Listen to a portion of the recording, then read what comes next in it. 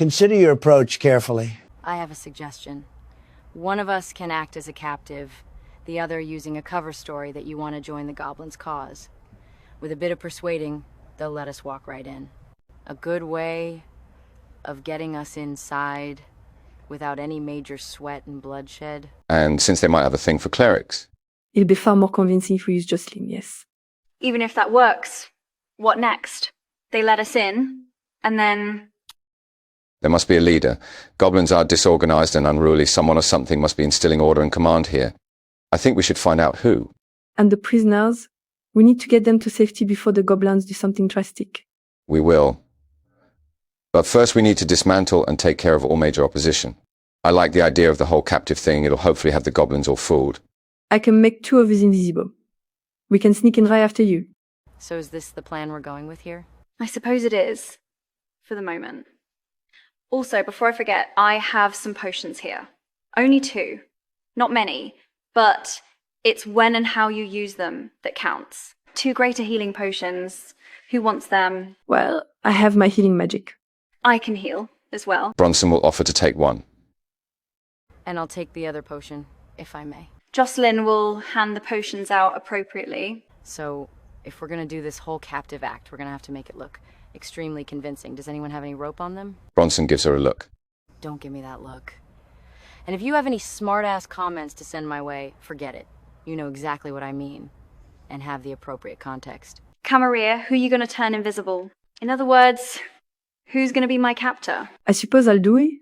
So you get things underway, you tie Jocelyn's hands behind her back, ensuring that the ropes aren't too tight. Camarilla, you cast the invisibility spell at 3rd level. Bronson and Alexandra instantly gone from sight. Right. We have exactly 1 hour before the invisibility spell wears off. Let's make tracks. You all proceed up to the fortress, making good time. Alexandra and Bronson, both of you, please make stealth checks with advantage. That's 22 total. 14 total. You both trail behind at a safe distance, cautiously and vigilantly. Camarilla, you and Jocelyn approach the fort entrance. There, 2 of the goblin guards in one of the towers shout for you to stop. Relax, Goblin, for I have brought you a cleric as an offering. I wish to join and aid you in your efforts. Please roll a deception check, Camarilla. That's 18. The goblins look at each other, a little bewildered. One of them speaks up. And how did you capture this cleric? She just let you catch her, just 'cause? That's for your bosses to hear. Are you going to let us inside? Or shall I be on my way with my special cleric? Please make a persuasion check. 13 total. Fine, fine. But walk in slowly and keep your hands where I can see them. Easy for me, but that will be a bit of a problem for my captive here. Watch that tongue of yours, else we'll cut it out. Move it. Don't be afraid to be a little rough with me, Jocelyn whispers to Camarilla. We want them to really buy the act. Camarilla makes it look like she's rough-handling Jocelyn, demanding her to move as instructed. Very well. You both make your way inside, a few goblins surrounding you, making sure you're not up to anything. We'll be taking the cleric to the boss, one of them says in a rough voice. You wait here, horned one. Your dedication will be rewarded. I will be going with you. I want to ensure that my loyalty is rewarded properly. Don't worry, I'm not going to do anything. There's a dozen of you guys and only one of me. Please make a persuasion check with disadvantage. That's 17 altogether, even with disadvantage. Bards, man, they're extremely persuasive. Camarilla, you are brought along with a group of goblins and Jocelyn into the underground area through a rough-looking door. Alexandra, Bronson, you sneak on through after Camarilla and Jocelyn are brought in. What's your plan now? I suppose to try and get the prisoners free once the right time comes. Until then, we'll explore, see if we can plant or attain some leverage, if we can. In that case, I'll need a perception check. If you're both working together to do this, then you can roll with advantage, but only once. Advantage it is. Bronson will roll for it. 17. Bronson, you and Alexandra notice an opportunity here. There's an open tub full of booze. Bronson, you still have something that could tip the scales. Yes, I still have those vials of poison, a few doses here and there, and then watch the goblins drop. Bronson will pour all of the poisons into the booze tub. I will need another stealth check from you as you do this. With advantage. Just a straight-up roll of the dice. 8 total. Bronson, as you're poisoning the alcohol, a goblin bumps into you. Seemingly startled, he does a double take. Bronson tries to slip away. Alexandra will throw a stone or something near the goblin to distract him. The goblin looks around and investigates the tub. After a stone lands near him, he calls for his friends to search the perimeter. Oh, fuck this. Alexandra fires a firebolt at the main goblin. Roll to hit with advantage. You've got to be fucking kidding me. That's only 10. Both of you, please roll for initiative. Camarier, Jocelyn, you're brought into an underground chamber. In the center is the infernal portal. 3 hobgoblins are chanting and performing some sort of ritual spell. 2 bugbears are conversing with each other, both wearing spiked armor. I don't suppose either of you speak goblin? I'm afraid not. The bugbears stop speaking to each other and address the goblins that brought you here. What's this you brought to us? The goblins explain the situation. The hobgoblins chanting, getting louder. The bugbears grab Jocelyn's face, seemingly crudely examining her. Get your filthy hands off me, you wretched creatures. Don't get too rough with her. Not until I've been rewarded for my efforts. Why would you turn in a cleric of your own volition? Because I've seen the power of these infernal portals and want to indulge in that power. What better way to prove myself than to bring a gift? Let's see if you're willing to extend your loyalty another step further. The bugbear scratches Jocelyn's cheek before handing you a dagger. Camarier, cut her throat, tiefling, have at her. Jocelyn's eyes widen. And waste a perfect gift, just like that. We don't let just anyone into our ranks. And there are rules. Do as instructed. Maybe you can help me answer some questions first before I do so. Camara, roll for persuasion, although the DC will be very high. Natural 20, that's 30 with my bonus. Both bugbears almost snarl before one of them keeps hold of Jocelyn. The other bugbear nods for Camarier to step closer. Ask your questions quickly. You can't manhandle someone like this. Did your mother never teach you decorum? The bugbear makes another cut into Jocelyn's cheek. Be careful with that tongue of yours. It would be a pleasure to rip it from your mouth. So don't give me a reason to. With these infernal portals, how do you harness their power? It involves at least 2 devotees, followers of the Great One, Magna Eversur. And how many of these portals are there? We're unsure. The Great One, he creates many. But these clerics, their gods can give them visions on their locations. That makes all clerics a threat. I understand now. And how many followers of this Great One are there right now? Our numbers grow day by day. Interesting. So, what happens when you perform enough rituals on these portals? How many must be used? Before the bugbear can reply, a pair of goblins rush in, screaming and hollering, saying that they need help and that they're being attacked. Bronson, Alexandra, what did you roll for initiative? I got 22. Bronson rolled 19 total. You're both going first. 2 goblins in the distance dash off in the direction of the underground entrance. Can we say that Alexandra cast mage armor earlier? I forgot if she cast it or not, but I have to be sure. Very well. Tick off a spell slot. Alexandra, you and Bronson are being swarmed by 5 goblins. 2 are taking positions at the back with their bows. The others are closing in on you, blades raised. Use my gifts I gave you. Unleash them. You are a lion amongst sheep. Alexandra wastes no time. She targets the first goblin, whispering words to a spell she's never cast before, yet she knows it in the back of her mind. Dark purple and black magic dance around the goblin before it cleaves into him, seeping into his pores. She then fires another firebolt at the same goblin within a second. As the firebolt blasts into him, the previous spell Alexandra just cast seems to react, the purple and black magic digging further into him. That goblin is immediately dropping to the ground, dead. Bronson flies into a barbarian rage, wielding his new glaive. He twirls it around like a propeller, the edges of the blade gleaming. He lunges forwards, screaming out a battle cry, attempting to impale the second goblin. Critically wounding him, Bronson whirls round and thrusts the tip of the blade into the goblin's throat. The 2 goblin archers let loose a barrage of arrows at Alexandra. First barrage misses, natural 20 for the second wave. Holy shit! I'm almost down. The goblin close to you, Bronson, attempts to slice into you with his scimitar. First attack cuts deep into your arm, Bronson. He follows that up with a jab to the shoulder.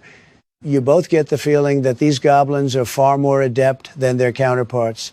Natural 20 for Alexandra's concentration save. Arrows buried deep into her waist, she seems to revitalize the dark purple magic, ordering it to swarm one of the goblin archers. Her hands glow turquoise as she rests them on her wounds after removing the arrows. Her skin almost cauterizes. Bronson goes for the goblin that somewhat cut his arm. He shoves the goblin back with the butt of his weapon, slicing his stomach open after 2 vertical swipes. The goblin archers go for Alexandra again, already firing their arrows that rain down. Alexandra drops to the ground, screaming in pain, landing on her back with a light thud, arrows embedding themselves in her again. The dark magic surrounding one of the archers disappear. Alexandra, I need a death saving throw from you, please. That's 10. 1 pass. Hang in there, Alexandra. Bronson maneuvers his way towards the archers, leaping up and impaling one through the shoulder, killing it quickly. He misses with his follow-up strike on the other one. The last remaining archer ignores you, Bronson, going for another shot at Alexandra. Another natural 20. Alexandra, your state is critical. Roll another death save. That's 3 altogether now. Alexandra, that last arrow pierces you through the throat. You have just enough energy and constitution to say a few last words before death claims you. This isn't how I thought it would end. I have so much to... No. Else no. You fucking bastard. Bronson roars at the archer, going all in, recklessly. He gets a damn good slice in, the goblin narrowly dodging the second slice. Back to the others. Camerier Jocelyn, please roll initiative. Jocelyn got 26. Camarier got 23. The bugbears got 12. One of the hobgoblins got 4. Can Jocelyn break out of her restraints? You can roll a strength check or wait for Camerier to untie you next. I'll hold my action until I'm untied. My action will be to draw my blade and attack one of the bugbears. Camarier will, of course, untie Jocelyn using the dagger she got given by the bugbear. After that, she will give Jocelyn bardic inspiration. Excellent. Thank you, Camerier. Jocelyn releases her longsword, going for a strike at one of the bugbears, getting him in the chest. Jocelyn uses her bonus action to get out her shield. The bugbear that just got hit withdraws his morning star, dried blood on it. You stinking clerics. He goes for a swing, Jocelyn, twice. Both attacks miss as you dodge and block with your shield. The other bugbear does the same on Camerier. Camarier plays a dissonant chord on her viola, using her cutting words ability. That first attack would have been a hit if not for cutting words. His second attack also misses you, Camerier. He got unlucky there. As for the hobgoblin, he's already wielding his bow and firing at Jocelyn. First arrow misses, second one also misses. Sheathing her blade, Jocelyn changes her methods of attack. She summons necrotic energy around her hands, going for a spell attack on the first bugbear. The bugbear gets struck with the full force of the necrotic magic, watching it wrap and weave into the bugbear. Looking back at Camerier, Jocelyn casts Abjuration magic at Camerier, coating her in some semblance of arcane armor, boosting her defense. Thank you, Jocelyn. Refocusing her attention, she goes for a vicious mockery on the hobgoblin, proclaiming, "Do us all a favor and shove your head up your ass." The hobgoblin winces in pain as that seemed to have worked. She then casts Serial Armor, giving herself extra resilience. The first bugbear flanks Jocelyn, almost raging as he lunges at her. First hit, Jocelyn blocks. Natural 20 for the second. He gets Jocelyn right in the face. Second bugbear also leaps forwards to attack Jocelyn. Luckily, Jocelyn parries with her shield, warding the blows away. The hobgoblin, even though he's under the effect of the vicious mockery, is still determined to get a severe hit in. He's going draw upon his reserves after firing 2 arrows. Natural 20 on the second hit. He gets Jocelyn right in the lower leg, where her armor is weakest. He uses his action surge, almost immediately readying 2 more arrows. Even though Jocelyn is looking extremely woozy and weak, she brings her shield up, blocking the arrows, feeling their impact. Jocelyn is severely wounded, barely on her feet. Her concentration on Shield of Faith is non-existent at this point. She cloaks herself in healing magic, feeling only slightly better. With surprising speed, the young blonde utters a divine word, intense radiance emanating from her. She focuses and centers this radiance on the bugbear, the divine energy searing him a bit. Camari gets Jocelyn's attention, handing her a healing potion to use. Camari then uses her new homebrew cantrip, Acid Rain. She traces an elemental, arcane sigil in the air, a barrage of acidic pellets launching out from the center of it. She aims it at the first, seared bugbear. It misses by a whisker, Camari cursing an infernal. She drenches Jocelyn in a healing aura, revitalizing her. The bugbear that you just smeared Jocelyn recoils, blindly flailing his weapon in response. You easily step aside, letting the strikes fly by. Second bugbear goes for a grapple on you, Jocelyn. It manages to latch onto you, gripping you between his bulging arms. Sune, curse you. You repulsive fucking thing. Sune, curse you. You repulsive fucking thing. The hobgoblin reloads, dipping his arrows in the open flame of a torch, letting them loose quickly afterwards. Both miss you, Jocelyn, just barely. Jocelyn attempts to break out of the bugbear's grasp. Natural one. Okay then. She'll repeat her previous spell, summoning divine essence from her body. That finishes off the bugbear, the radiance burning at his skin like a vampire in sunlight. Kamari goes for a second vicious mockery on the hobgoblin. She shouts, "You make the town drunk look like royalty in comparison." The hobgoblin clutches his head in pain, Kamari smirking. Watching his comrade fall, death claiming his soul, the second bugbear seems flabbergasted. He picks up his fallen friend's morning star, attacking with both weapons. Natural 20 for the first strike, natural 1 for the second. Jocelyn, the follow-up strikes with the second weapon hit you badly. Jocelyn falls down, shrieking as pain dominates her body. The hobgoblin unleashes another volley of flaming arrows. Cutting words, Kamari desperately plays another dissonance, striking chord on her viola. Noted. Both arrows miss. Jocelyn drinks the healing potion in her hand, then casts more healing magic using Camaria's bardic inspiration and magical inspiration ability to regain extra health, slowly getting to her feet. Kamari casts another acid rain on the hobgoblin, firing another onslaught of acidic projectile, pelting him with them.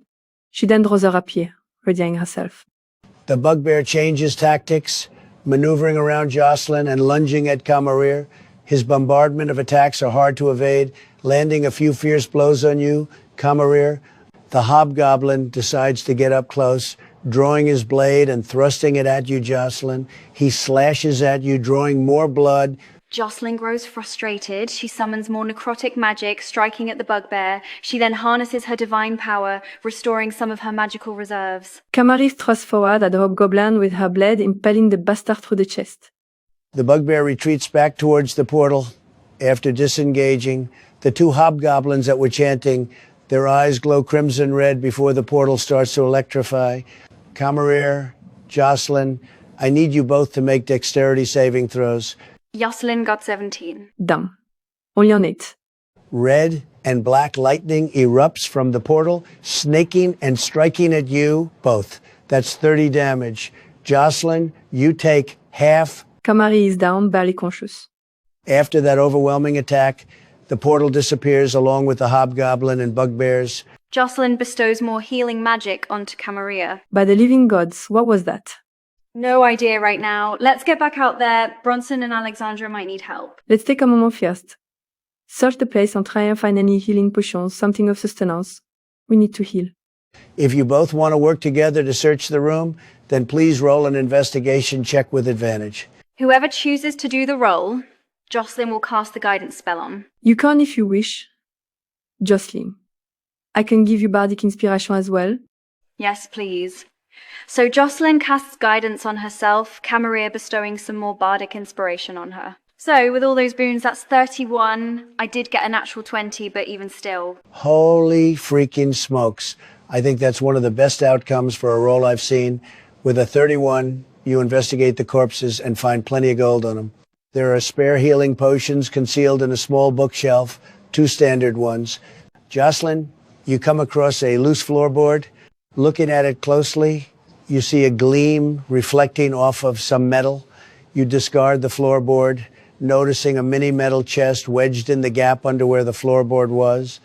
Hauling it up, thick clouds of dirt and dust erupting from the chest, you see that the padlock on it is broken. Jocelyn inhales sharply as she's assaulted by the dust and dirt, fanning her face as she eventually screeches out a huge sneeze, hand against her nose, hearing her sneeze echo a little. Goodness, sois béni. Bless you. Thank you. Camaria, take a look at this. Jocelyn opens up the chest. Inside the chest are 30 platinum pieces, a gold-plated crossbow with magic in it, 2 unnamed potions, and a folded-up cloak. Putain de merde. What a fin. Jocelyn will keep hold of the chest's contents for the moment. Camaria will drink one of the healing potions. Jocelyn does the same. You both then head outside, seeing goblin corpses strewn about all over the battleground. Bronson is there in the center, holding Alexandra's lifeless body. Holy shit. Bon sang, what the hell's happened? Camaria runs over, kneeling beside the both of them. Damned goblins. Alexandra took a lot of arrows to the chest. She held on, but yet it all happened so fast. Jocelyn, can't you do something? I can't at the moment. I need to rest, and then maybe I can. Plus, I need a diamond, then I can bring her back. Even then, if Sune doesn't will it, then I can't. For the time being, Goddess of Love, protect her soul. What about the prisoners? I think they've been moved further into the fort. Then we find them. My heart mourns for Alexandra, but we have to focus on the living right now. You all scout and investigate the rest of the thought, one of the rough buildings leading into a holding area. There are at least 4 cages containing various individuals. Upon seeing the lot of you, the individuals that are still conscious smile and their eyes gleam with hope. You all bust open the cage doors, whether using your weapons or spells. Bronson, you help escort these civilians outside into safety, away from the bloodshed. Camarir, there on the floor lies a tiefling, light blue skin, jet black hair, and a face half burnt. Camaria is immediately beside her, holding her up her body. No, please, don't be dead. Come on, my little girl. Please. Tu es une battante. Tu es une guerrière. Ne m'abandonne pas, ma chérie, s'il te plaît. Je suis là, Calaria. Ouvre les yeux, s'il te plaît. I'm right here, Calaria. Please open your eyes. Jocelyn kneels adjacent to Camaria, casting Spare the Dying on her daughter. Of course, Camaria uses healing magic on her, too. Camarir, your daughter still lays there in your grip. Please do a medicine check. I'll use my last level 3 spell slot to cast Enhance ability. So for my medicine check with advantage, that's a dirty 20. You press a finger to her neck, feeling a pulse, a steady one. Your daughter's ragged body is covered in rough bruises, cuts, and multiple scars. She's been through a lot of physical torture and punishment. Calaria, my poor baby girl. Don't worry, I've got you. We need to get her out of here, Kamari. Now. You both carry Calaria out of there, rejoining Bronson and the former captives outside the fort's entrance. You're all thanked relentlessly by them, receiving praise, gratitude, and even embraces. I'll get these folk to Imnaskar. I've got enough energy to get them settled there. Bronson, Camaria, please come join me when you can. Jocelyn performs an elaborate prayer over Alexandra's body. Goddess of Love preserve you, Alexandra. I'll try my damnedest to bring you back as soon as I'm able. Bronson, Camaria, do you want me to take her body with us? I suppose she'll be safer with you. We need to return to Presthorpe. Are you okay with transporting Alexandra? Yes. As a cleric, it's my duty to preserve the dead. Besides, you rescued me. This is the least I can do. Thanks, Jocelyn. We'll catch up with you when we can. You can use Alexandra's horse should you need it. Jocelyn and the others leave with Alexandra and her horse. Camaria holds her daughter close, whispering something in her mother tongue. So, what do you both wish to do now? Also, I forgot to mention that Jocelyn gave Camarir the contents of the chest back. I suppose we start heading back to Presthorpe. We'll camp for the night when it comes to it. I don't want to travel too far. I want to check my daughter over again. She could be poisoned or worse. I really don't think she's poisoned, but very well. Let's get back on the road. So you're all heading back in the direction of Presthorpe? Yes. How much time will it take for us to get back to Presthorpe? Can we make it back before nightfall? With Calaria to take care of, it'll take you longer than usual to return to the town. About 6 to 7 hours. You can press on further, but you'll each take a level of exhaustion. Usually at vis cochon, but I want to get within the city walls as soon as possible. Kamara, we're of little use to anyone if we wear ourselves down. Pace yourself. Please. Taking a deep breath, Camaria nods swiftly. I concur. You begin your journey back to the city on horseback. You pace yourselves steadily. I'll need the usual checks from you both, please. Since I still have all wisdom, I'll roll survival with advantage. Even with that boon, I only got 10. Perception for Bronson then. Only an 8. Time passes slowly. Camarir keeping her daughter steady behind her on her horse. You're all sure you're going the right way. About 6 hours in, the sun is hidden from view as it drops below the horizon. I suppose now we'll look for an ideal camping spot. Somewhere close to running water, so we can clean ourselves up and rehydrate. Roll AD10, please, Catherine. Okay, that's a 3. You settle in a spot rather deep in the Wheeldath woods, While your surroundings are somewhat bucolic, a running lake adjacent to your campsite, there's still a minor feeling in the air. Kamari has her daughter laid down on blankets and is tending to her wounds, dabbing and cleaning them with a mix of clean water and alcohol. Qu'est-ce qu'il t'est en fait? Qu'est-ce que ces porcs t'ont en fait? Ils sont tous morts maintenant, alors ne vous inquiétez pas. Oh, sweetheart. I'm so sorry. I should have been there sooner. I'm so sorry, Cherry. Bronson has ventured out not too far to hunt for rabbits. Roll survival or nature, Bronson. Survival. Fantastic, that's 19. Your hunting trip has you back at camp with beaming alacrity. You have 2 very plump rabbits, both enough to sustain all of you for days now. Bronson skins and dices the rabbits up, getting the meat cooking before joining Kamara. How's she holding up? Any better than before? She's still the same. Kalaria, how did you get into this mess, sweetheart? You poor thing. You know, it wouldn't have struck me that you're a parent, Kamara. What can I say? I'm full of surprises. Bronson, you're a soldier, you know anything more that can help. Please. Nothing that can be done out here on my end. Thanks anyway. Maybe I can whistle together some brews if things remain unchanged. I'm still processing Alexandra's death. Even if Jocelyn can do her cleric gifts, greeting death directly can scar your psyche. I've seen many fall before, some deaths gruesome, some peaceful. I understand. Please don't get me wrong. Alexandra's death came as a shock. But I want to dwell on our death overall. No right now. No when Kalaria's fate might change. Kamari continues to tend and treat Kalaria's wounds, the noise from the adjacent stream helping to instill some peace in the air. As the night blossoms, you all head to bed after dinner. Remnants of the flickering campfire can be heard. Kamarir, a few hours into the night, you hear footsteps near your tent. Bronson, you hear it too. Footsteps followed by a growl. Kamari carefully peeks her head out of her tent. Bronson grabs his shield and glaive, ready to metaphorically pounce at whatever threats lurk out there. He ever so slowly unzips his tent. There in the dim firelight, you see them, 2 wolves sniffing and prowling, but something's off. Burning runes coat their bodies and their eyes burn with a crimson red hue. Their eyes lock with both of yours. Everyone, please roll initiative. Bronson got 11. 22 for Kamara. 19 for the wolves. Kamara, you are first. Wearing only her nightdress, Kamari steps outside, her daughter recuperating behind her in the tent. She's one of very few things between the wolves and vulnerable prey. Rapier in hand, she casts vicious mockery on the closest wolf, her voice echoing as she states, "Run back up your mother's skirt." The wolf seemed to react badly to that. Kamari attempts to cast healing magic on herself, but the magic flickers and fades away. She feels no resource to draw from. Keeping her blade raised, Kamari stands her ground. The wolf that you just insulted, Kamarir, snarls and springs at you with vicious mockery that still hits. Its jaws clamp down onto your leg, making you almost yell out. Its eyes turn a darker shade of red as it follows that up with another attack. It bites into your arm, drawing more blood. The second wolf goes for you, Bronson. Natural 1. Second attack, natural 20. You're a dead wolf growling. Bronson delves deep into his soul, tapping into his primal instincts, flying into a barbarian rage. Wielding his glaive, he attempts to thrust it through the wolf's mouth. The wolf is barely clinging to life. He repeats the maneuver, running the wolf through. Seeing Kamara heavily wounded and getting repeatedly bitten, Bronson rushes over, almost diving in front of her. He roars at the remaining wolf, his eyes brimming with adrenaline.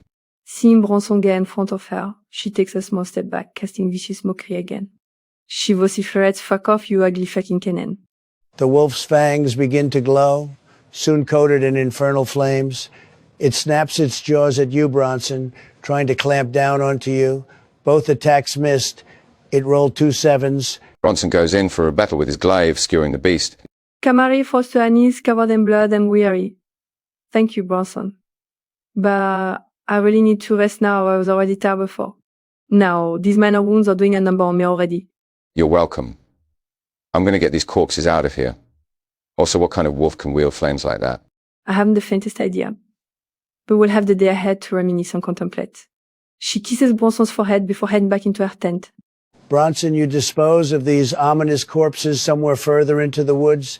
Heading back to your tent, you also rest. The rest of the night passes uneventfully. You all rest well despite your small wounds. Camarir, you swear you hear little noises coming from Calaria as you doze off. With that, we'll end there. Thank you everyone for your time. Take care and be well.